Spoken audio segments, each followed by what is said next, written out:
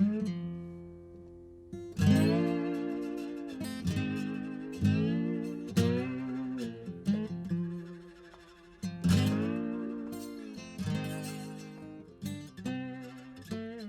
retired after 42 years with the U.S. Forest Service. What job did you retire from?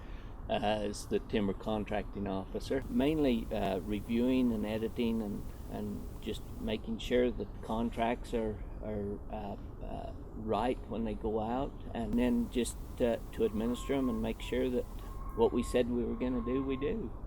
And those guys are in it to make a living, and we were in it to make sure that the forest was managed the way it was supposed to be.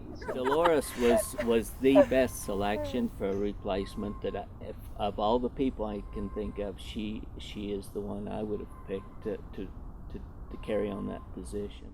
I just got out of high school, and I was working for a guy just farming down on Brush Creek, and he worked for the Forest Service, and it was we just got his second or third cutting hay up, and he asked me what I was going to do, and I said I don't know, just probably try and find a job somewhere. And he said, would you like to go work for the Forest Service? And I said, I really don't know anything about trees. And he said, he looked at me and he says, well, the Forest Service is not just about trees. And I said, I'd like to give it a try and just see what happens. And he said, well, meet me at the house the next morning, and he said, bring a lunch, and he said, we'll go talk to the ranger and see what the chances are. And I said, okay. So we went in their office and sit down, and it was Vaughn Francis was the ranger, and Leon Ainge was his name, and he said we want to have Kelly come to work for us. And Vaughn looks at me and says, well, he says, are you on the roster at the supervisor's office? And I said, no, I'm not on any roster that I know of. And I said, but Leon said if I, come up here, maybe I could get a job. And he said, well, until we exhaust this roster at the supervisor's office and whatever, we can't just hire individuals. And I said, well, if that means I'm not going to get the job, that's fine. I'll just see what else I can do or look around and whatever. And so I knew just about everybody in that office. There was only half a dozen people. And so I just got up and thanked him for his time and went out and started visiting with old Bob Childs and Alan Partridge and Levon Wall and some of the old time. They were all in your ward, probably. no, but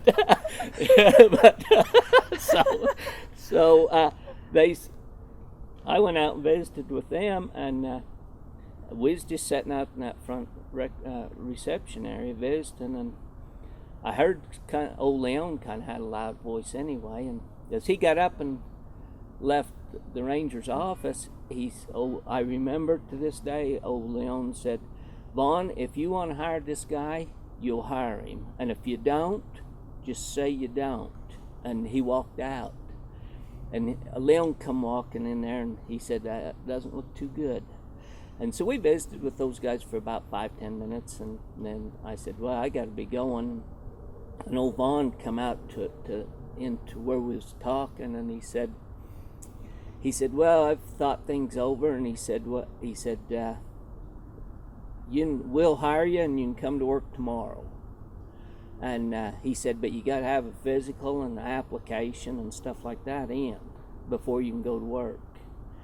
And old Levon Wall, she called down to the supervisor's office and talked with Claudine Merrill, who was the HR person down there. And I knew Claudine, and she said, you go get your physical, I'll fill out your application and be to work tomorrow. That's awesome.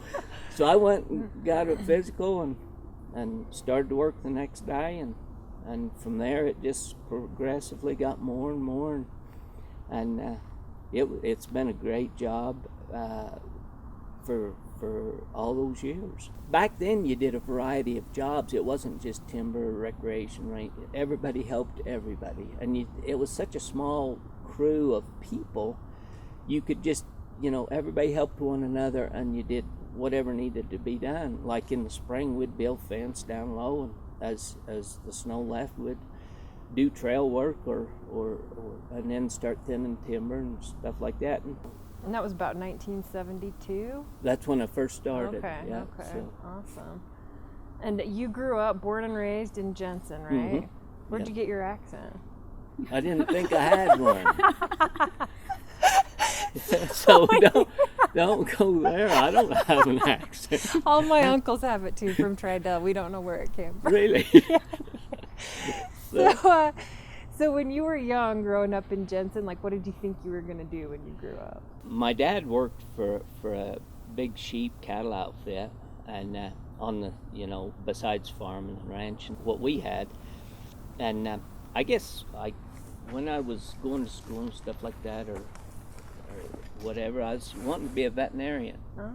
But I knew that we couldn't afford that, so I thought, well, maybe something into the